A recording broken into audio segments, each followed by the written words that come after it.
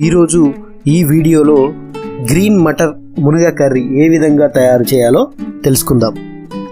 ఈ కర్రీ తయారీకి కావలసిన పదార్థాలు: మునగకాయలు, పచ్చి బఠానీలు, తరిగిన టమాటా ముక్కలు, సన్నగా తరిగిన కొత్తిమీర, చిన్నగా తరిగిన ఉల్లి ఆకులు, తగినంత వంట నూనె, కొన్ని వెల్లుల్లి రెబ్బలు.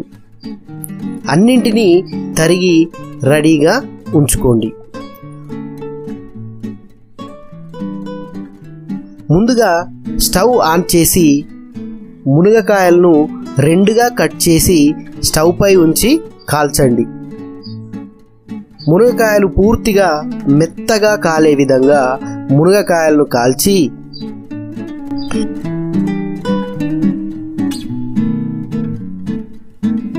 చాక్ సాయంతో మధ్య నుండి నిలువుగా కట్ చేయండి.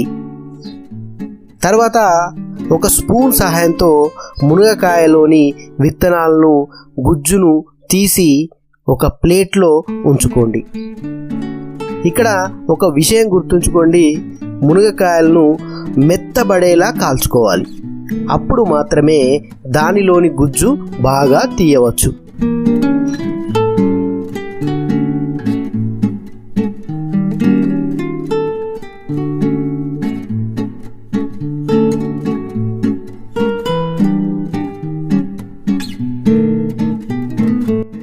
తర్వాత స్టవ్ ఆన్ చేసి వంట పాత్రను వేడి చేయండి.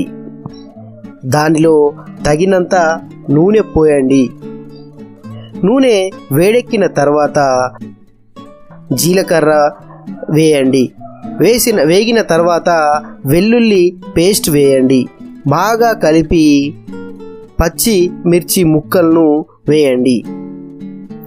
తర్వాత ఉల్లి ఆకులను వేసి బాగా కలపండి. తగినంత ఉప్పును, చిటికెడు పసుపును వేసి బాగా కలపండి. ఒక 2 నిమిషాల తర్వాత పచ్చి బఠానీలను వేసి బాగా కలపండి.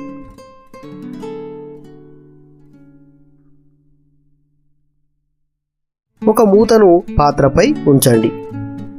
ఒక 2 నిమిషాల తర్వాత మునగకాయల గుజ్జును వేసి బాగా కలపండి.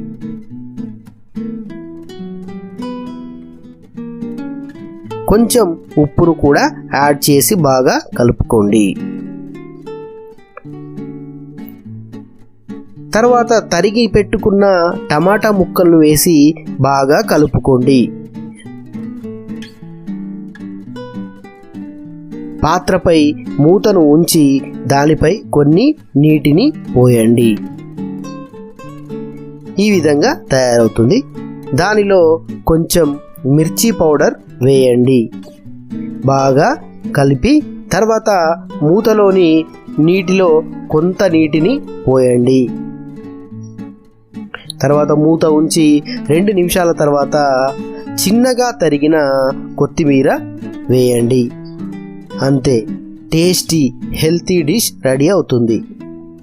చూడండి, గుమగుమలాడే టేస్టీ హెల్తీ కర్రీ రెడీ అయ్యింది.